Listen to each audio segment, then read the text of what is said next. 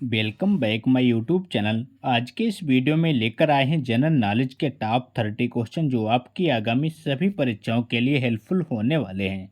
तो चलिए दोस्तों लेते हैं आज का पहला प्रश्न। पहला प्रश्न है, ब्रह्मांड की उत्पत्ति से संबंधित बिग बैंग सिद्धांत का प्रतिपादन किसने किया था? बताइए दोस्तों, ब्रह्मांड की उत्पत्ति से संबंधित बिग बैंग सिद्धांत का प्रतिपादन किसने किया था? तो वो किया था एफ जॉर्ज लाइमेंटर, यानी कि ऑप्शन करेक्ट हो जाएगा। एफ जॉर्ज लाइमेंटर के द्वारा ब्रह्मांड की उत्पत्ति से संबंधित बिग बैंग सिद्धांत का प्रतिपादन किया गया। अगला प्रश्न है, एडविन हब्बल के किस सिद्धांत ने यह प्रमाणित किया कि ब्रह्मांड का निरंतर विस्तार हो रहा है? बताइए दोस्तों। तो इस क्वेश्चन का राइट आंसर है डॉपलर सिद्धांत, यानी कि बी ऑप्शन करेक्ट हो जाएगा। अगला प्रश्न है, क्षुद्र ग्रह किन दो ग्रहों के बीच पाए जाते हैं? बताइए दोस्तों, क्षुद्र ग्रह किन दो ग्रहों के बीच पाए जाते हैं? तो पाए जाते हैं मंगल एवं बृहस्पति, यानी कि डी ऑप्शन राइट हो जाएगा। मंगल एवं बृहस्पति दो ग्रहों के बीच क्षुद्र ग्रह पाए जाते हैं। अगला क्वेश्चन है, कौन सा एकमात्र क्षुद्र ऐसा है जिसे नंगी आंखों से देखा जा सकता है? बताइए फ्रेंड्स, इंपॉर्टेंट प्रश्न है। कौन सा एकमात्र क्षुद्र ऐसा है जिसे नंगी आंखों से देखा जा सकता है? तो वह है फोर वेस्टा, यानी कि डी ऑप्शन करेक्ट हो जाएगा। अगला प्रश्न है, मंदाकिनी क्या होता है? बताइए फ्रेंड्स, मंदाकिनी क्या होता है? सिंपल सा क्वेश्चन है। तो यह तारों का समूह है, यानी कि ऑप्शन करेक्ट हो जाएगा। मंदाकिनी एक तारों का समूह होता है। अगला प्रश्न है, सौर मंडल में कौन कौन शामिल है? बताइए फ्रेंड्स, सौर मंडल में कौन कौन शामिल हैं? तो वह है सूर्य, विभिन्न ग्रह एवं उपग्रह, क्षुद्र ग्रह, धूमकेतु और उल्का, यानी कि ये सभी सौर मंडल में शामिल होते हैं। अगला क्वेश्चन है, सूर्य में ऊर्जा की उत्पत्ति का माध्यम क्या है? बताइए दोस्तों, सूर्य में ऊर्जा की उत्पत्ति का माध्यम क्या है? तो वह नाभिकीय संलयन, यानी कि बी ऑप्शन राइट हो जाएगा। सूर्य में ऊर्जा की उत्पत्ति का माध्यम नाभिकीय संलयन होता है।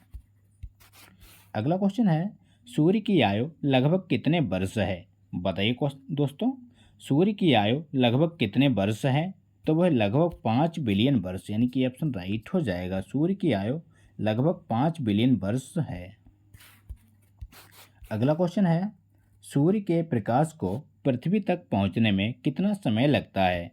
बताइए दोस्तों, सूर्य के प्रकाश को पृथ्वी तक पहुंचने में कितना समय लगता है?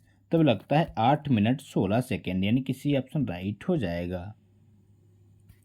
अगला प्रश्न है, सूर्य से निकलने वाली सौर ज्वाला को उत्तरी ध्रुव पर क्या कहते हैं? बताइए दोस्तों, सूर्य से निकलने वाली सौर ज्वाला को उत्तरी ध्रुव पर क्या कहते हैं? तो वो कहते हैं ऑरेरा बोरियलिस, यानी कि ए ऑप्शन करेक्ट हो जाएगा। अगला क्वेश्चन है, हैली नामक धूमकेतु या पुच्छल तारे का परिभ्रमण काल कितने वर्ष का है? बताइए दोस्तों, हैली नामक धूमकेतु या पुच्छल तारे का परिभ्रमण काल कितने वर्ष का है? तो वह 76 वर्ष, यानी कि सी ऑप्शन राइट हो जाएगा। अगला प्रश्न है, पृथ्वी अपने अक्ष पर कितने डिग्री झुकी हुई है? बताइए दोस्तों, पृथ्वी अपने अक्ष पर कितने डिग्री झुकी हुई है? तो वह 23.1/2%, यानी कि सी बी ऑप्शन करेक्ट हो जाएगा। अगला क्वेश्चन है, पृथ्वी पर दो अक्षांशों के बीच की दूरी कितनी है? बताइए दोस्तों, पृथ्वी पर दो अक्षांशों के बीच की दूरी कितनी है? तो वो है 111 किलोमीटर, यानी कि ऑप्शन राइट हो जाएगा। अगला प्रश्न है, कितने डिग्री देशांतर को अंतर्राष्ट्रीय तिथि रेखा कहते हैं? बताइए दोस्तों, कितने डिग्री देशांतर को अंतर्राष्ट्रीय तिथि रेखा कहते हैं? तो वो कहते हैं 180 डिग्री, यानी कि डी ऑप्शन राइट हो जाएगा। अगला प्रश्न है, आंतरिक ग्रह जिन्हें पार्थिव ग्रह कहते हैं इनमें शामिल नहीं है? बताइए दोस्तों, आंतरिक ग्रह जिन्हें पार्थिव ग्रह कहते हैं इनमें शामिल नहीं है। तो इनमें शनि शामिल नहीं है, यानी कि डी ऑप्शन राइट हो जाएगा। अगला क्वेश्चन है, पृथ्वी का औसत घनत्व कितना है? बताइए दोस्तों, इंपॉर्टेंट प्रश्न है। पृथ्वी का औसत घनत्व कितना है? तो वो है 5.5, यानी कि सी ऑप्शन राइट हो जाएगा। अगला प्रश्न है, निम्नलिखित ज्वालामुखियों में से कौन एक सक्रिय ज्वालामुखी है? बताइए दोस्तों, निम्नलिखित ज्वालामुखियों में से कौन एक सक्रिय ज्वालामुखी है? तो वह एटना इटली, यानी कि डी ऑप्शन राइट हो जाएगा। अगला प्रश्न है, निम्नलिखित ज्वालामुखियों में से कौन भूमध्य सागर में लिपारी द्वीप पर स्थित है? बताइए दोस्तों, निम्नलिखित ज्वालामुखियों में से कौन भूमध्य सागर में लिपारी द्वीप पर स्थित है? तो वह स्थित है स्ट्रोम्बोली, यानी कि बी ऑप्शन राइट हो जाएगा। अगला क्वेश्चन है, वह स्थान जहाँ से भूकंपीय तरंगों की उत्पत्ति होती है क्या कहलाती हैं? बताइए दोस्तों, वह स्थान जहाँ से भूकंपीय तरंगों की उत्पत्ति होती है कहलाता है? तो वो कहलाता है भूकंप मूल, यानी कि ऑप्शन राइट हो जाएगा, उसको भूकंप मूल कहा जाता है। अगला प्रश्न है, भूकंपीय तरंगों को मापने के लिए किस स्केल का प्रयोग किया जाता? बताइए दोस्तों, सिंपल सा क्वेश्चन है, करेक्ट हो जाएगा। प्रशांत पेटी में सर्वाधिक भूकंप आते हैं। अगला क्वेश्चन है, किस महाद्वीप में एक भी ज्वालामुखी नहीं है? बताइए दोस्तों, किस महाद्वीप में एक भी ज्वालामुखी नहीं है? तो महाद्वीप है ऑस्ट्रेलिया, यानी कि डी ऑप्शन करेक्ट हो जाएगा। अगला क्वेश्चन है, विश्व में सर्वाधिक भूकंप किस पेटी में आते हैं? बताइए दोस्तों, विश्व में सर्वाधिक भूकंप किस पेटी में आते हैं? तो वो आते हैं प्रशांत पेटी, यानी कि सी ऑप्शन राइट हो जाएगा। प्रशांत पेटी में सर्वाधिक भूकंप आते हैं।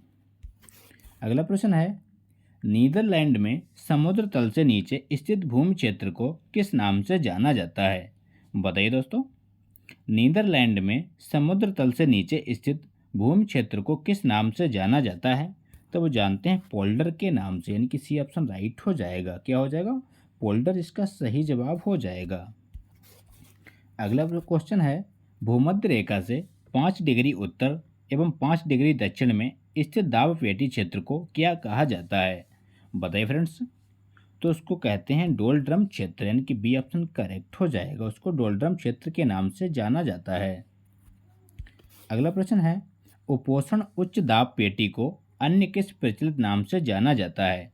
बताइए दोस्तों, उपोषण उच्च दाब पेटी को अन्य किस प्रचलित नाम से जाना जाता है? तो वो जानते हैं अश्व अक्षांश क्षेत्र, यानी कि ये ऑप्शन राइट हो जाएगा। अगला क्वेश्चन है, उपध्रुवीय निम्न वायुदाब पेटी के निर्माण के लिए कौन सा कारक जिम्मेदार है? बताइए दोस्तों, उपध्रुवीय निम्न वायुदाब पेटी के निर्माण के लिए कौन सा कारक जिम्मेदार है?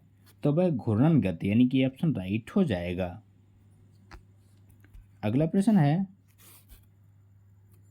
किस बल के प्रभाव के कारण उत्तरी गोलार्ध में पवनें दाईं ओर और दक्षिणी गोलार्ध में बाईं ओर मुड़ जाती हैं? बताइए दोस्तों, तो इस क्वेश्चन का राइट आंसर है कोरियोलिस बल, यानी कि सी ऑप्शन करेक्ट हो जाएगा। अगला प्रश्न है, कोरियोलिस बल द्वारा पवनों की दिशा में होने वाले परिवर्तन को किस नियम के रूप में जाना जाता है? बताइए दोस्तों, कोरियोलिस बल द्वारा पवनों की दिशा में होने वाले परिवर्तन को किस नियम के रूप में जाना जाता है? तो वो जानते हैं फेरेल का नियम, यानी कि ऑप्शन करेक्ट हो जाएगा। अगला प्रश्न है, वे पवनें जो सालों भर एक ही दिशा में प्रवाहित होती हैं एवं व्यापक भूभाग को प्रभावित करती हैं क्या कहलाती हैं? बताइए दोस्तों, तो उनको ग्रही पवनें कहा जाता है, यानी कि ऑप्शन करेक्ट हो जाएगा। अगला क्वेश्चन है, निम्न पवनों में से कौन एक ग्रही या स्थायी पवन नहीं है? बताइए दोस्तों, आज का अंतिम प्रश्न है, निम्न पवनों में से कौन एक ग्रही या स्थायी पवन नहीं है? तो वह पर्वतीय समीर, यानी कि डी ऑप्शन करेक्ट हो जाएगा। पर्वतीय समीर ग्रही या स्थायी पवन नहीं है। तो ये तो दोस्तों आज के इंपॉर्टेंट प्रश्न। अगर वीडियो अच्छा लगा हो तो लाइक करें, दोस्तों के साथ शेयर करें और चैनल पर नए हो चैनल को सब्सक्राइब करना ना भूलें। मिलते हैं नेक्स्ट वीडियो में, तब तक के लिए प्यार भरा नमस्कार।